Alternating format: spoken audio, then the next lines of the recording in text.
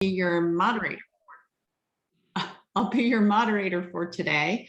We already have an assignment for you guys. We would love to know who is in our audience. So if you are able to, please drop into the chat if you're what brought you here today and what you're hoping to get out of the session. If you're a founder, if you're thinking about being a founder, if you need marketing advice, you just are a supporter or an ally of building wealth for female and underrepresented founders, anything you want, put it in the chat. It would be helpful to us as we guide the dialogue. So this virtual, so please do that. Although I don't think we can see it, Emily. Is there a way for us to be able to see that as well?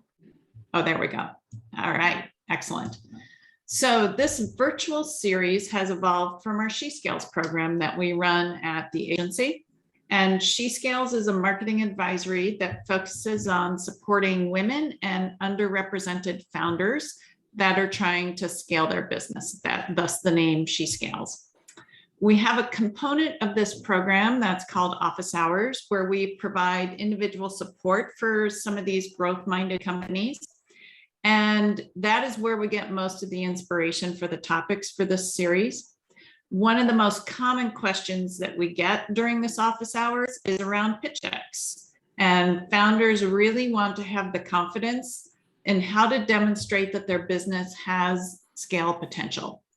So very, very excited about today's panel because we have an incredible depth of experience around this topic in the room today, or virtually in the room. And I know we're going to have a great conversation. So each of the panel members here has been a founder of a business, but also has particular subject matter expertise on top of that we're going to tap into.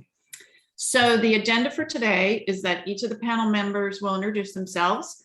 We'll have a discussion, and then we'll have a Q&A. So if you have questions, drop them in the chat box and we'll be looking at them as we go along. And then at the end, we'll have a definitive Q&A section. And then there's a prize at the end.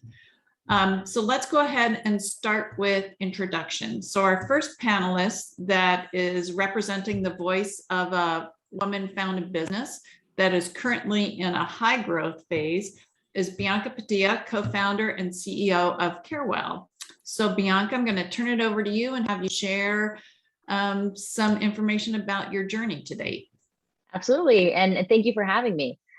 So I'm Bianca. I'm the co-founder and CEO of Carewell. Prior to starting Carewell, I was actually a software engineer at a SaaS product company in Miami, Florida.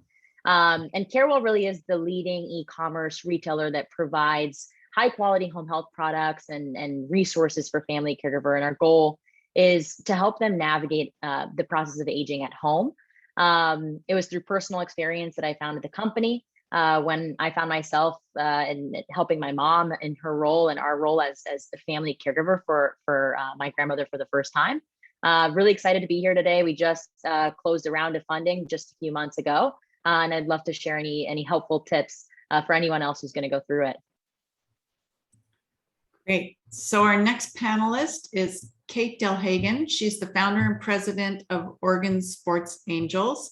So not only has she built businesses herself, but today she's representing the investment community for us and what they are looking for on the other side of the table from the entrepreneurs. So Kate, can you give us some background about you? Sure thing. Thanks for inviting me. I'm in Oregon, and I'm in Oregon because in 1999, a co-founder of the company called Lucy.com, which some of your folks might know, she and I knew each other from an earlier career, part of a network, and she asked me to help her, and I ended up moving here and helped start Lucy and raise a bunch of venture capital. So have a sort of a personal understanding, like Bianca, of sort of the pain and the problem for female founders or underrepresented founders accessing capital. And that was a long time ago, 20 some years ago. But after leaving a job at Nike in 2017, I started doing two things. I started a group called Oregon Sports Angels, which is an angel network, not a fund. So we're all volunteers, and it's managed as a bunch of independent investors who come together as opposed to a fund. And so I can offer additional context on that. It's one of the most common questions we get is like, well, how do you guys work and how does it all work? So I can do that. And then if I'm not doing that, I'm helping female founders, and I have made about a dozen investments in some women and some co-founders that I've absolutely loved in a variety of spaces outside of sports. So I characterize that part of my life as moving from an accidental angel investor to a very intentional angel investor. And as my friends say, at some point when you have an exit that's a good one, you'll be a professional angel. But I'm not there yet. So I'm just here to help and add value to the group today. And you're always very generous with your time. So thank you. We met at a similar panel discussion a couple of years ago. So really appreciate your contributions to the conversation in the community. We can't work hard enough to level the playing field, or perhaps tilt it our way. Yeah, absolutely. Lots of work still to be done. And our final panelist today is Sarah Morthy. Sarah is currently the president of Levend and represents kind of our subject matter expert on marketing analytics. She's a resource that we lean into heavily for advice on marketing analytics for pitch decks and ongoing campaigns, and shares responsibility for helping those on She Scales. So Sarah, an intro. Thanks, Jane. First of all, I wanted to tell Kate that Lucy was my go-to athletic clothing wear company all the time for a long time, for like 10, 15 years. So I've been working in advertising and marketing for 25 years. I've worked for large advertising agencies, as well as I co-founded a digital agency that got sold in 2008, as well as I've been working for brands like GoPro and Adobe internally there. Currently, I'm running the marketing technology company that specializes in data analytics, and I help with our clients, not just measuring their media, but also providing strategic input into how to better target their audiences and how to find their audiences. Okay, we will go ahead and get into some of the questions. So the first one, according to CB Insights, the number one reason that startups fail, and there's 42% in this category, is that a founder builds something that people don't really want, at least not right now, or at least not that they're willing to pay for. So Bianca, can you walk us through how you initially defined your target audience, caregivers, and how you sized that opportunity? Yeah, it's a great question. So essentially, really, I saw this problem through that firsthand experience, right? So I knew that there was something there. And I remember thinking, my gosh, I have no idea what I'm doing. Doctors and nurses are not helping us find the products and the solutions we need to take care of my grandmother. Like, there's got to be something, right? There's got to be like a chewy.com for family caregivers. And so, of course, as a millennial, I go online and there was nothing. I was just shocked. I was like, okay, I know this is a massive market. I had worked in private equity as an intern for a few years during college. And I remember them always talking about this aging population and the boomers and just like how the demographics are changing completely. And I worked on the healthcare team, so I knew a lot about the sizes of the market. And I thought, wow, this is a really interesting opportunity. And so essentially what happened is, of course, I started Googling, how big is this market? I found out there was 50 million caregivers by 2020, and that they were caring for 80 million Americans. And I was like, my gosh, how is there not something for this? And so before I started the company, it was personal. And that's how I knew about the need. But two, I wanted to make sure there was a massive market. That was an opportunity that I can go after that was growing really quickly, and that there was really few competitors in. And so when I saw the products market had nobody, that's how I figured that out. And then I also did more research where 90% of people are aging in homes. And like, there was really just this strong thesis behind why this company needed to exist before we started the company. Eventually, we ended up starting the company completely bootstrapped, and we didn't have money to spend building out this idea that, we had come up with. So we had to do the simplest thing. We threw up a Shopify page, we started selling products, and people started calling us. And through the conversations with our future potential customers is really how we started building the company. So it was really through personal experience, and then all through the feedback of our customers to say, this is what I'm missing, this is what I want, this is the problems that I'm having. And then we tailored our entire shopping experience and product and assortment and pricing around those specific needs. And so that's kind of how, we did it. It was through a lot of research, a lot of trial and error and a lot of empathy and listening to the consumer, what their current needs are, and building for that. So Kate, on the other side of the table, what is it that you look for in market sizing when people kind of try to substantiate that to you? Anything that kind of drives you crazy, what you're seeing in DAX? What are things that you're looking for? Good question. And I'll add, I'm going to add an editorial comment first, which is especially for founders, especially early stage founders, I like to say we're on the same side of the table, or at least we try to be on the same side of the table. Okay. I get it. And I just say that because when we were preparing for this call, someone made a comment about some investors are founder friendly, others are not so founder friendly. So I just wanted to add a comment, which is to try and find founder friendly funders early. Eventually you'll get to some literally across the table kinds of tensions and things, but I just philosophically, that's where I come from. And I think it's helpful to offer that perspective, but to the question, common things, I'll just build on a few things I heard Bianca say, one of which is, I like to ask people, how long have you been involved in this space? And the more personal and passionate the sort of the energy around that is a very positive sign, because that person is likely, they're going to go to the mat to win this thing, whatever the problem they're trying to solve. And so I like to, and if they've been involved in a space for a while, they generally have a sense of what they're trying to do and who those people or consumers or customer segments are. But then, so that's sort of, just general, are you like, because you picked a shiny object because everybody else said it's a shiny object in a gigantic growing market, you wanted to get into it?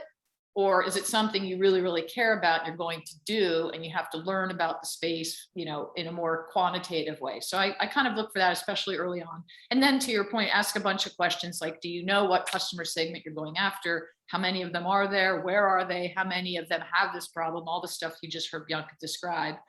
And then a couple things that I'd say kind of make me crazy or not crazy. It's okay to be directional, but you've got to have some informed assumptions and some baseline data, because a lot of the markets that founders approach are not established. So there's I'm attacking an established market. In my expectations as an investor for an established market, like cars or automobile would be a good example. We have a ton of data to work from. It's pretty quantified. What's your unique advantage, and how you approach that is a different exercise than I'm inventing a market around e-commerce for caregivers. Like, there's a market out there, but it has never been approached through e-commerce. So it's a slightly different set of exercises to sort of size that, directional versus accurate. And then the last piece, the thing that it does make me crazy, and to the point where I'll say, this has been great, but thank you, move on, is when people don't have clear assumptions and can't really, answer, well, how did you get to that number? How did you get to that? So if they can't explain how they got to that math, I get skeptical. That's when I start to put a skeptic hat on. If there's just literally like, well, someone told me, things we hear, versus, well, I used this data, we made an assumption that 10% of the people, and they'd convert at a certain rate and they'd renew at a certain rate. Then it starts to go, okay, this person's actually thought through in a logical, fact-based, data-informed way about the market size and how many people they could attract. So those are a couple of things we look for. That's a great list. And Sarah, I know one of the questions we get asked, and I understand why, is that how do you figure this out? Like, besides just the power of Google, are there any inexpensive or free tools in the marketplace that you can use so that you can start to quantify the universe? Yeah. I think to Kate's point, you want to kind of have some reliable source to be able to justify the sizing of the market. So what I typically do with clients is understand who their target is. Is it a consumer target or is it a B2B target? From consumer target, there's free tools out there. There's, the census site has a ton of data. There's also fred.org, which is part of the Federal Reserve economic data that also has a lot of information. Then I also leverage things like Pew and Statistica, which is a research aggregator that also has a lot of information on sales data and revenue data by different industries. And then the last thing is really on the consumer side is there's these large, what we used to call compiled files, but they're data sets. And they basically have data on every single person in the US pretty much. And they're companies like Claritas and Axiom and knowledge-based marketing.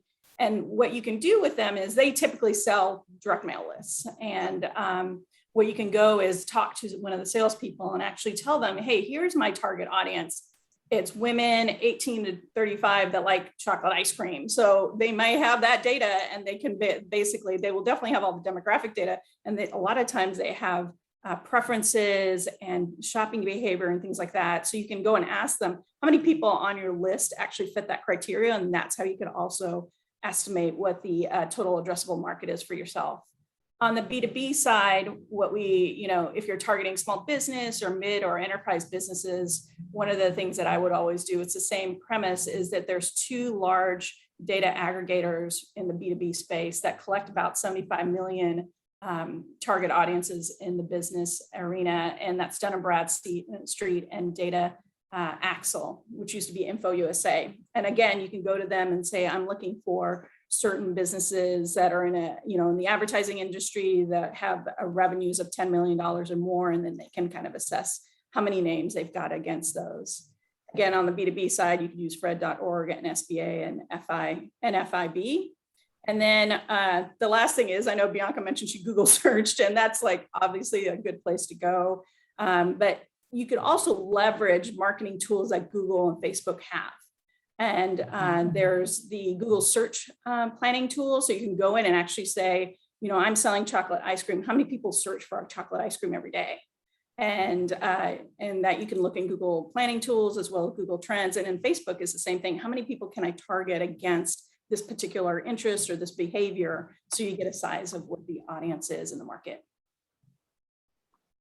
Yeah, and I want to just add to Sarah's point. You made two really great, I would add, just to double click on 2 points. One is that use of vendors for their knowledge bases, because vendors are obviously interested in getting your business at a future date. And I've always found them, and did a chapter at Forrester Research, the vendors were spectacularly helpful with their data and their insights. So they're not competitive. So you often can learn a ton. I see your heads nodding, so it sounds like you've been. We do that all the time. Yeah. So they're very smart. They're very informed. They're in the market and they're motivated to win your favor, right? So they're a great source. And then the second, whether it's Google or Facebook, a lot of the other databases are lag time indicators and historical and baseline, which is great. But the forward-looking stuff and the trend stuff, again, the question that you were asked, like, what do I look for? I'll look for that combination of both. Somebody who's got the rear view mirror stuff, but also the forward-looking and very current stuff. And almost always when I meet those people, I hear an aha. So somebody has done what Sarah just described. They've mined Google or Facebook and they've got some crazy insight. I'm like, OMG, how do you even know that? That's a smart person who's forward looking and asking questions that I, of course, hadn't even thought of. So I think those are really great ways for founders to stand out and definitely get the attention of investors. And I could say you definitely need it. A lot of them will ask for the data to back up your numbers, just to verify it themselves. And so, like Sarah had said, also, all the government agencies are great. Like we always use CMS data, and they have all the healthcare information and purchasing. And I mean, there's just so much information. You just have to dig a lot through these sites and figure out what exists, what doesn't, and keep searching. So the next area we know that people need to show is customer traction. So customer acquisition, sorts of metrics, customer traction metrics. So Kate, investors want to see as much evidence as possible that the business is working. So what kind of marketing or customer traction type metrics are you expecting to see in a pitch deck? And then what evidence of it? Like, what does it look like? Yeah, good question. I'll start by saying it completely depends on the stage of the company's development. And, without going into like a tutorial on it, it's really the reality of you move from having an idea to having a plan, and then you start to do something around a prototype or test or proof of concept. And then you start to go to market and have more, what I would call more traction, right? So what depending on the stage, and because I do a lot of really early stage stuff, the metrics vary. The group that I generally work with, Oregon Sports Angels, for example, tends to like companies that are already in the market and have some traction. And so KPIs for companies, again, we do mostly consumer, but some very basic stuff, how many customers, what's the size of your database? Have you had any traction in terms of revenue or downloads? What's the sort of what are the metrics appropriate for your business? Some very basic stuff. And then we'll, to the extent they have them, we'll start to dig into, well, then what do you know about and what are you going to do because of? So if someone says, hey, I've got a prototype out there and I've had 500 people download my app.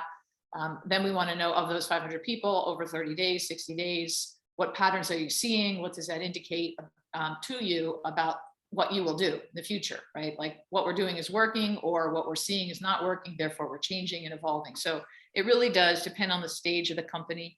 And then as you go through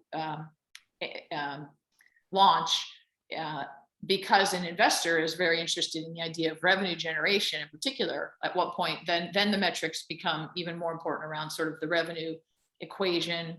And one area that I see a lot of, especially first-time founders who might not have a full team yet, they often will either struggle or get caught not completely being able to explain the question, like, how are you making money and how will you make money? So the further along you go, the more that metric and set of metrics becomes really important. And it's sort of a heads up that you've got to understand the financials around your business. And so by comparison, if I meet a founder who's already in market and doesn't understand the idea, like, what is your business plan? How are you going to make money? And how are you doing against your plan? If they wobble on any of those things, it's a really easy way to pass. So for an investor, keep in mind that there's a lot of traction metrics that matter. There's a lot of customer engagement metrics that matter. But what we really want to know is, how is the revenue going to shape up, and how will the business plan ultimately lead to a profitable investment? So you have to think of several steps ahead. If you're talking to an investor, it's a little bit different than, for example, talking to an agency. Mm-hmm. Mm-hmm. And Bianca, you've been through this process and gotten asked a lot of these questions. Like, how hard was it to demonstrate this category of customer acquisition, customer attraction, and the associated metrics? Yeah, it was much easier in the beginning. We were in one channel, we're a much smaller company. So they were really interested in the cost to acquire customer. And we were also, in the traction stage.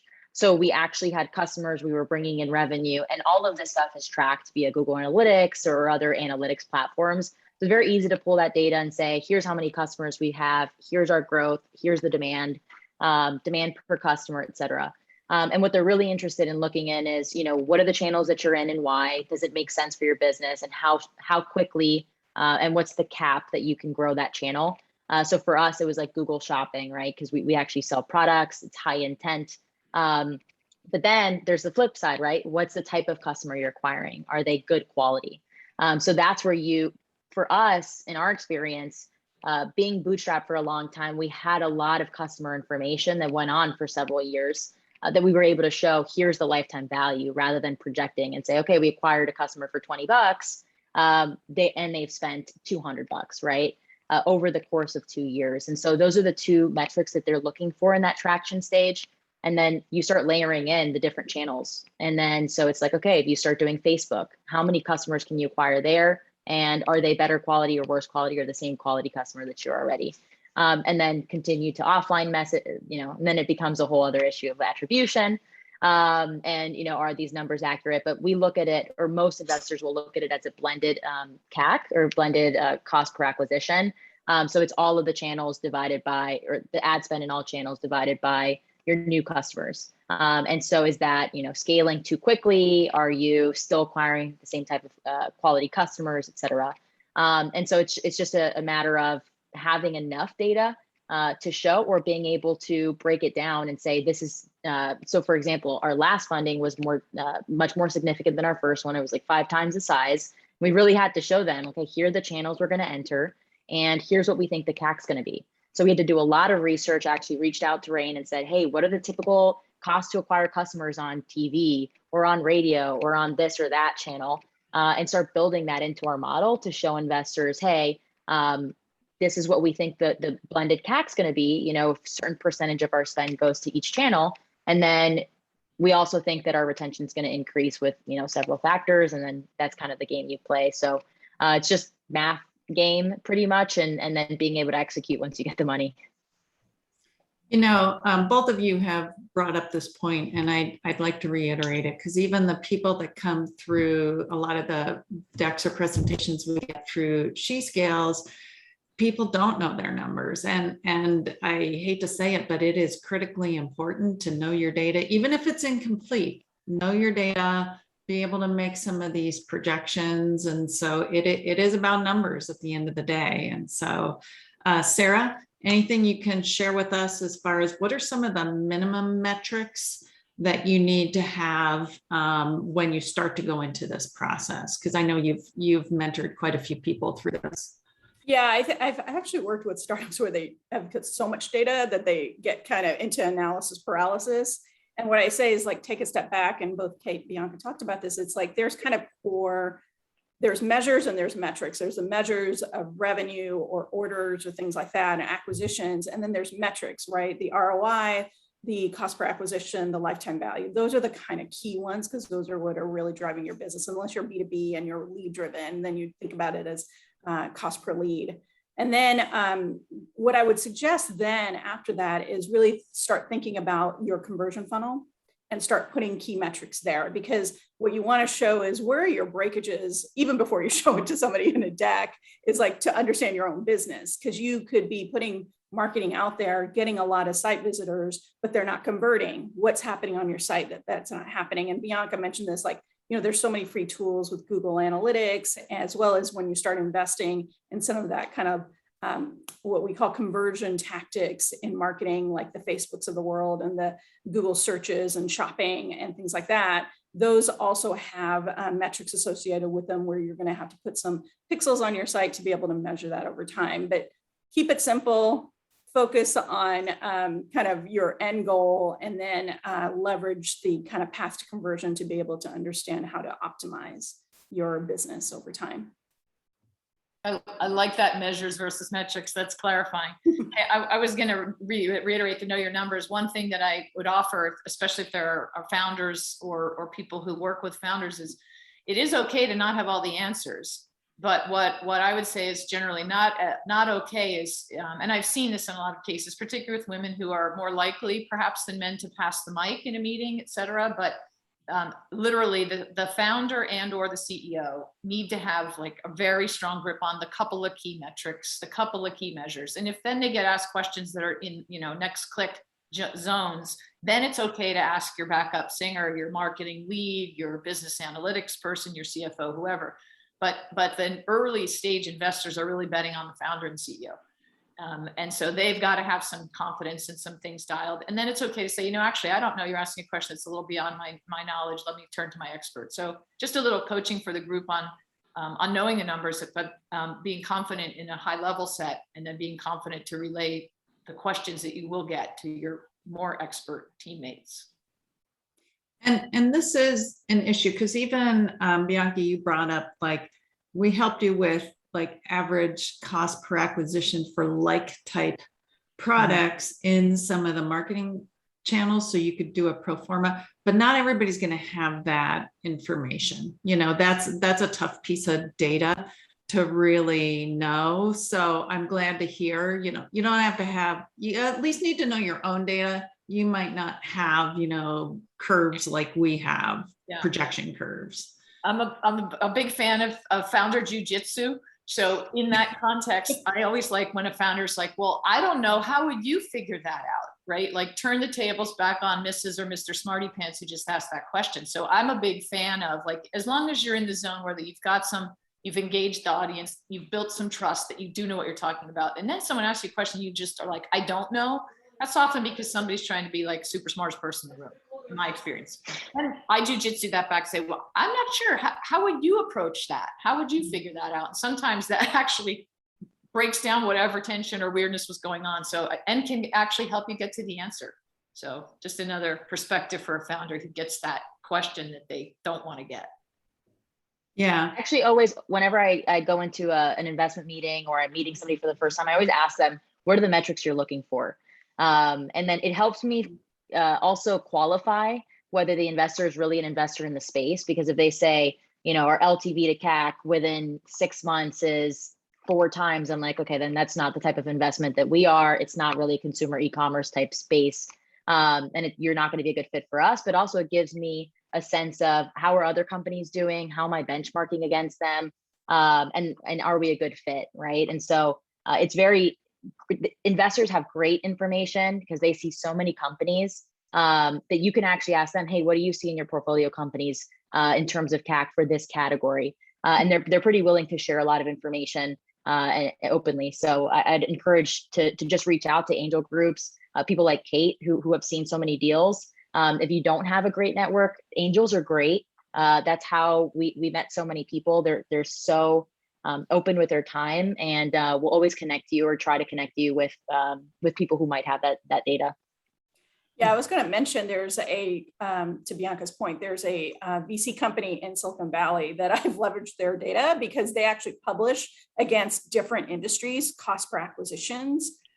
So they do B2B as well as B2C. Now, of course, the name escapes me, but there are resources out there, and I just found them Googling it. We'll try to track it down and add it to the resource list at the end of the conversation. So, and let's go to just kind of marketing in general. Let's call it the marketing page of your deck. And not everybody has an explicit page. Sometimes it's scattered throughout the pitch deck. But Bianca, what kind of questions in general did you get about marketing? Was there some general themes that were pretty repeatable across different investors? There was, and then there wasn't. So it depended if you had already had experience in our space or had known about caregiving in any way. People tend to have, in our space in particular, in the investor world, have a kind of negative connotation towards caregiving because in terms of caregiving as a consumer, caregivers, the reason why is that they say that it's very hard to get in front of this consumer. It's hard to understand who is a caregiver and who isn't, et cetera. And so a lot of companies have failed before us, and then they kind of have, that negative connotation that, well, how are we going to do it? And so they're looking at it from that angle. The way that I look at it is like we sell products, right? And it's significantly easier to find somebody to sign up and pay for a good than it is for a service. So for us, I tried to take more of the e-commerce approach and show more e-commerce metrics. And do more of that in our marketing slides rather than focus so much on who our consumer was, because I didn't want to paint that picture in your mind that it's like a hard consumer to come by. And so, for us, it was, what our metrics were. Again, we already had metrics, so it was easy to say, here's how much we've spent in ads, here's what our CAC has been, et cetera, and really just rely on hard facts. And then we did a little bit of branding on some of the slides. So who are we as a brand? Why are we going to compete, right? So really, what are our differentiators? Pricing and speed are absolutely critical in e-commerce. But in our case, so is really high touch customer service. And so we really leaned into that, into the community piece of these caregivers are alone. And here's why CareWell, will allow them to ask questions, make them feel less alone. And we painted that picture as like community and what we plan to do there to set ourselves apart from the CVSs, the Amazons of the world, which, they're not going to do. That's not their business. So that's kind of the approach we took. But I've seen, at this point, a few pitch decks as well. And it just depends on your type of business and what makes most sense.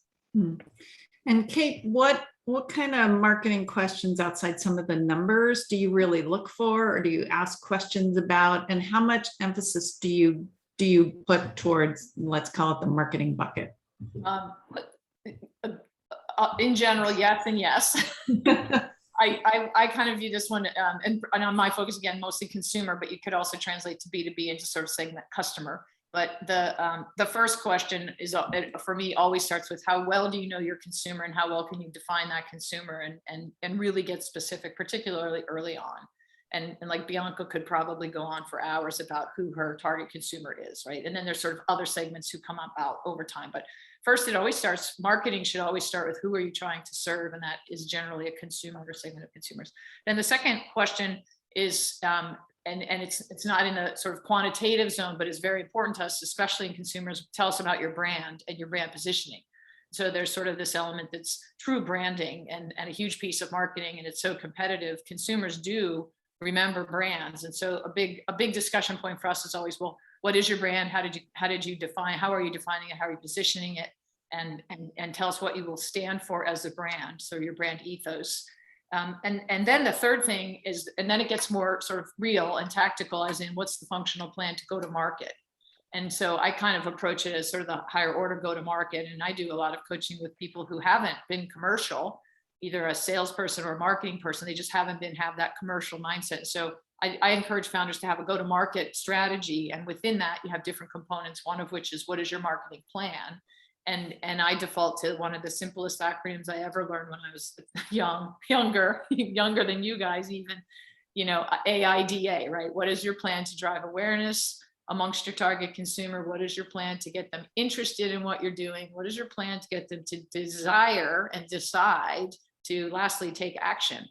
And then back to the comments around analytics and actions, what are those actions? And so I kind of look for someone who can very simply describe those three things. Like, we know our consumer, here's how our brand is going to resonate with them because it's positioned in this particular way and it's what we stand for and it's aligned with what consumers are looking for and will inspire to be like, blah, blah. And then here's our go-to-market plan to attract those people, get their attention, convert that into interest, desire, and action. And that really simply, and then it gets to a lot more complexity and detail around which channels, which sources, and it's sort of a whole nother level of market discussion. But if people get through those three questions and they have a plan, even though we know it's going to change, like if they're like, hey, I'm DTC only, we're like, you may be now, but you might have some wholesale opportunity later, for example. You may be all digital and through Google and Facebook now, but as Bianca said, you might find customers through print or media or radio or podcasts like elsewhere. So that's, I guess, how I view this larger question around marketing.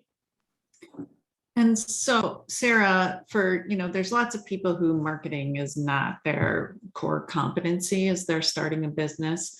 How do you start to establish some of these marketing elements, particularly from a channel perspective? Like, what are some of the easy early on channels that you can start to establish? And Bianca referenced a few of them in her answer, but. Yeah, I always tell clients, especially, so like in the early phases, you're looking for efficiency, right? So your measurements are all going to be based on cost. So you're going to try to find the cheapest channels possible. And those tend to be the Googles and the Facebooks and the Twitters of the world, because not only are the costs for that media are inexpensive, but there's also very good targeting elements. And you don't have to pay extra for the targeting elements often. So you can leverage that. And they also leverage models. Facebook has their lookalike model, so they'll be able to scrape your site, understand who your customers are, and go find more people like that on your platform. So I typically say, let's start there. As far as KPIs are concerned, there's these kind of standard digital KPIs of like click-through rates or cost per click, but then there's also the cost per conversion. All of these tools and platforms require some sort of pixel that gets added onto your website when somebody's converting. And so that data is all kind of incorporated into their platforms and be able to pull reporting from. When it starts to get into more, when you start thinking about your business is growing and you're in that growth stage, and Bianca mentioned this, is you start going into more of the reach media. And that becomes a little bit more difficult to measure. So you have to use other tools, and sometimes it's statistical tools like Levin has, or you can use kind of just do simple kind of correlation regression analysis with your data. And where I always tell clients is look at the CPMs, and a CPM is a cost per thousand. How much does it cost to reach 1,000 people in that medium? And then start building your business that way and cross-reference the actual target audience and what media they're consuming. So that's kind of the path to growth when it comes to media. Okay, I can't believe that time flew this quickly. But before we go to questions, Kate, I know you have a reference that you wanted to share with us that I have written down, and I'm going to get one. Okay, good. Well, I saw that. I think Kyle and someone else had questions about like founder questions, and I'm always learning. And I recently connected with a woman named Debbie Kleiman, who teaches out in Boston at Babson Entrepreneurship Program. She works with founders all the time. I aspire to be as knowledgeable and experienced as she is. She's put out a book that I'll just flash up here. It's called First Pitch. And I have no association with Debbie other than I think she's awesome and really knows her stuff. And I read it and learned a bunch of things. I'm like, I wish I knew that when I was out raising money, but it's a very succinct read. It's a good read. It has, guidelines around which, what to put in your pitch deck and what to leave out. And so I found it particularly useful, and it might be of value to some of the folks who either are starting from scratch or just constantly working on the perfect pitch deck. Great. Okay, we have we're open to questions now.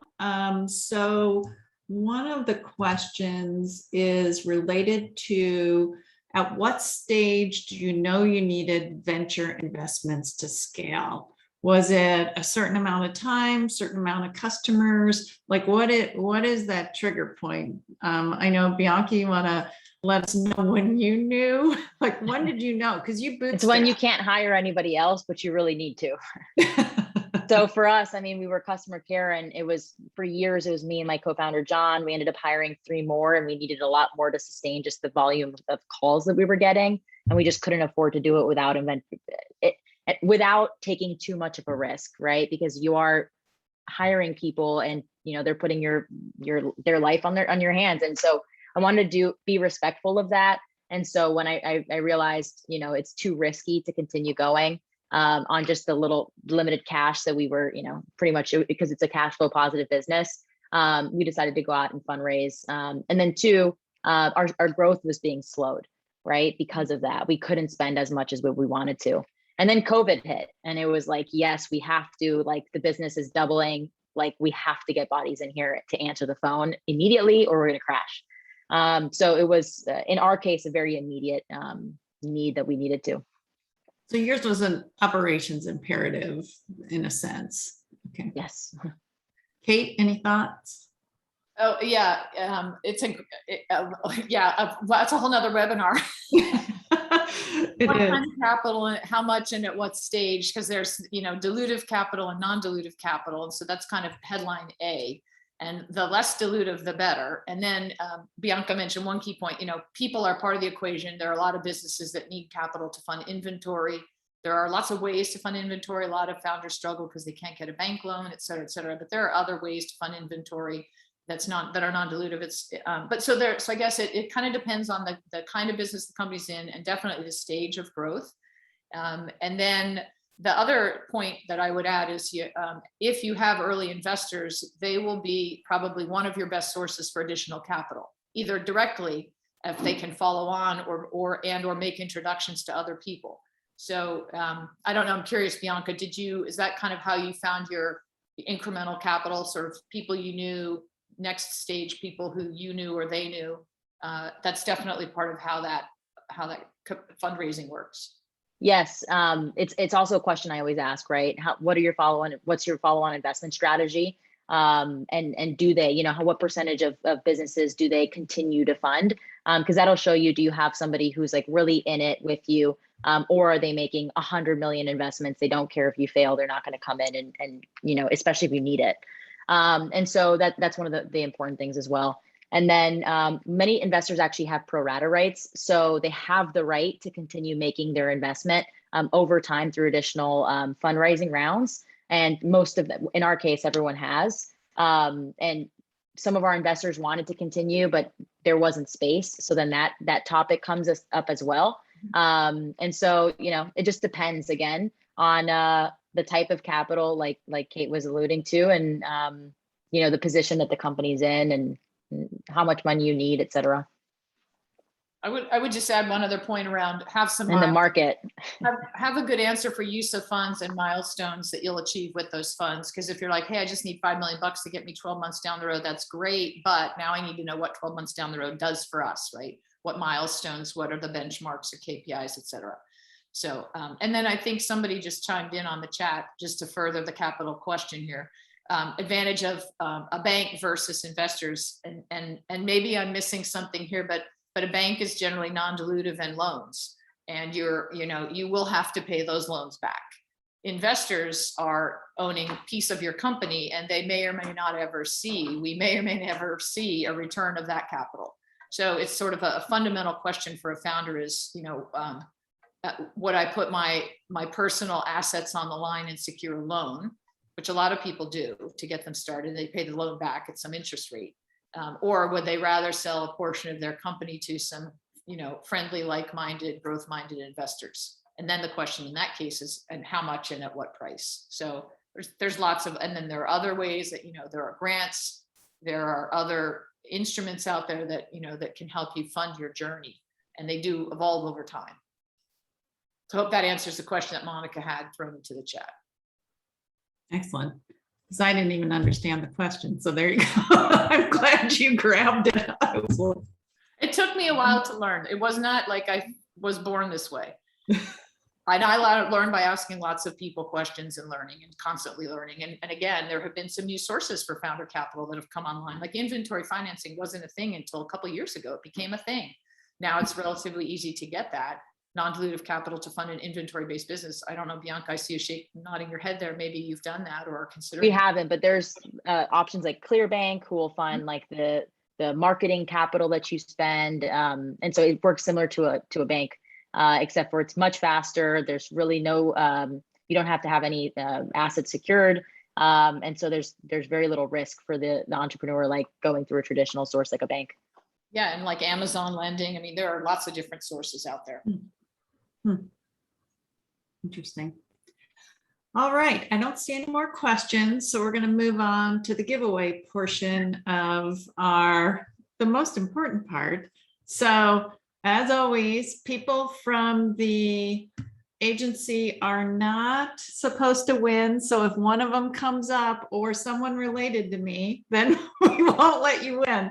So Claire Healy, congratulations.